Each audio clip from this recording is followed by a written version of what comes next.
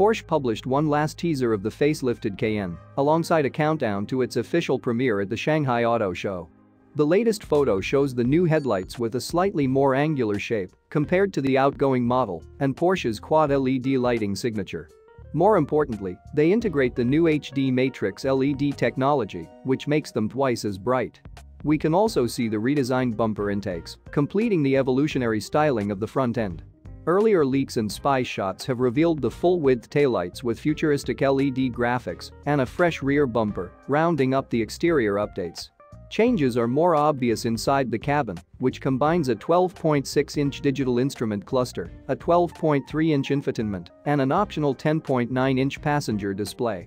The SUV will also benefit from a 911-sourced steering wheel, new climate controls and air vents, more USB-C ports, fresh upholstery options, plus the traditional stopwatch in the middle of the dashboard.